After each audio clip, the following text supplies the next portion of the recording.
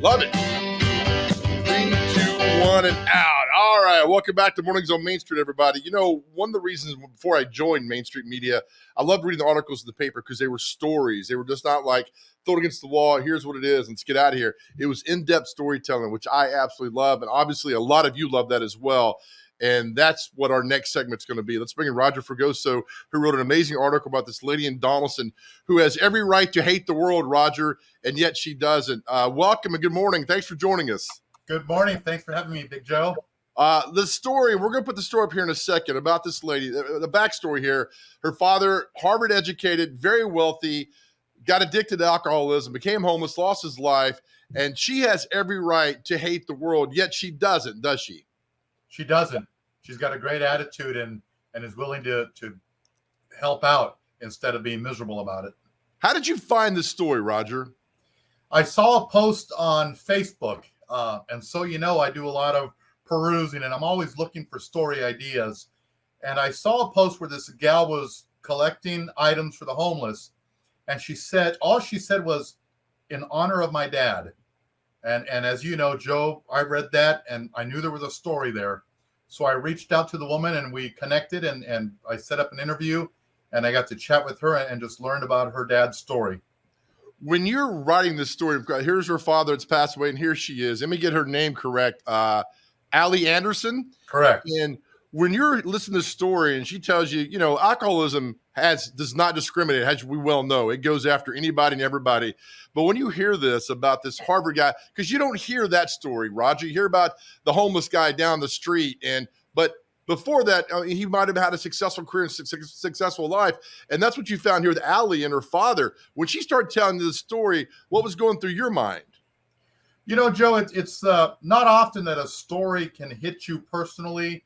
Unfortunately, we're just used to covering stories. But I've got to tell you, as she was telling me this story, I got a lump in my throat. I just couldn't believe what I was hearing. And just knowing this man's background, I know we often dehumanize the homeless community, but listening to her story just really told me that anybody could be homeless. And that's what she said. I think anybody can fall into this situation.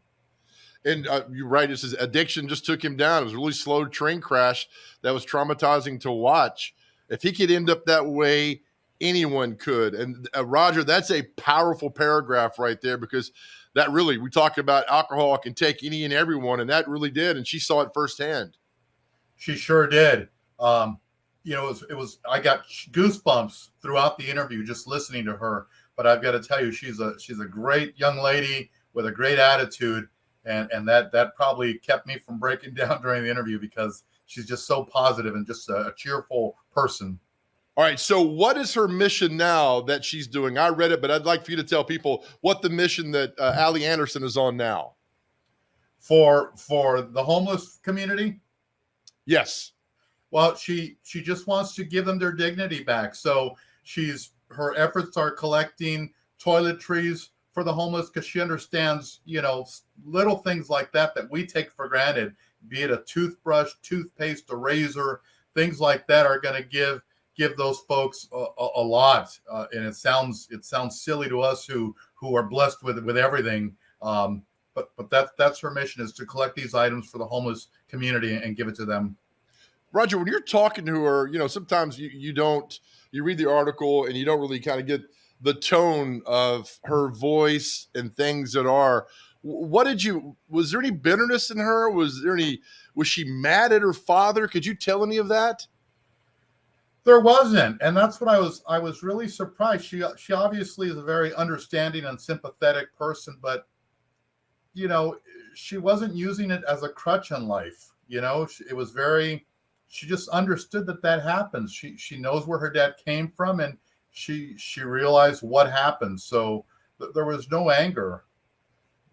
I've read it about 10 times and see what she's doing with her Facebook group and raising donations, and took this as a mission upon herself to help out the mission and the homeless, all that. When you're getting the story and she's telling you all this stuff, is sometimes, and I've done this before, you get so wrapped up in what they're telling you, you almost forget to take notes and do all that. Did you have that problem? I mean, because it was this is so passionate what she's doing. I did, Joe, and I'll tell you one thing that I do is I do record a lot of my interviews only because I love people. And the reason why I do this, I believe everybody has a story, and I love listening to people's stories. And I do get wrapped in it. I really do enjoy listening and get caught up in what they're telling me. So I do record just to go back in case I need to follow up and double check some notes. Here's another powerful paragraph that you have in your story from her. It says, his passing is affecting me in a lot of different ways, but I will say that I feel closer to him now than I did when he was here because he was so sick, he wasn't okay. It's almost she feels sadness and not despair for her father when she should feel the opposite. Exactly. You just reading that again gave me goosebumps. It is a powerful statement, but it just showed me how she gets through this and what she really thinks about the whole situation. And I love this too, Roger.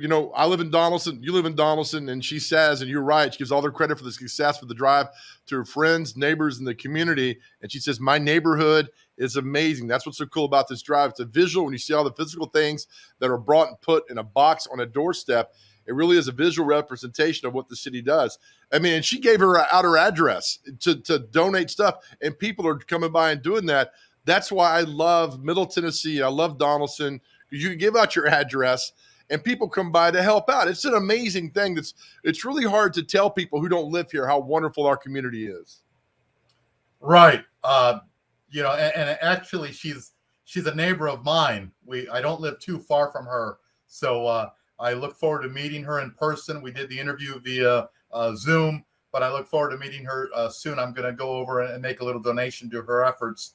But yeah, exactly. It's just, this is what I love about Nashville.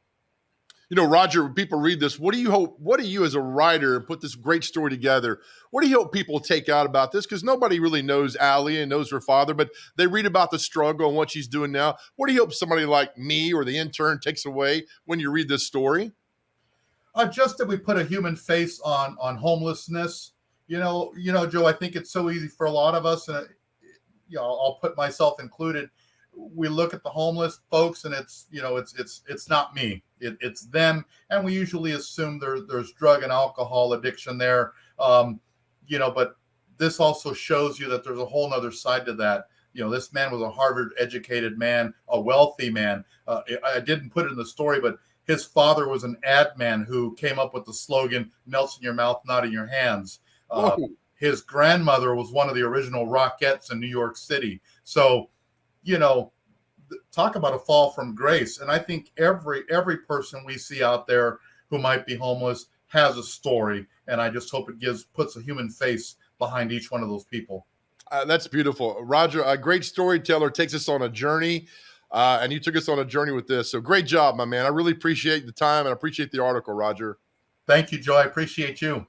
All right, Roger Fregoso wrote the article. It was in Monday's edition of the Main Street Nashville. You can see it at mainstreetmediatn.com. Go back and read that.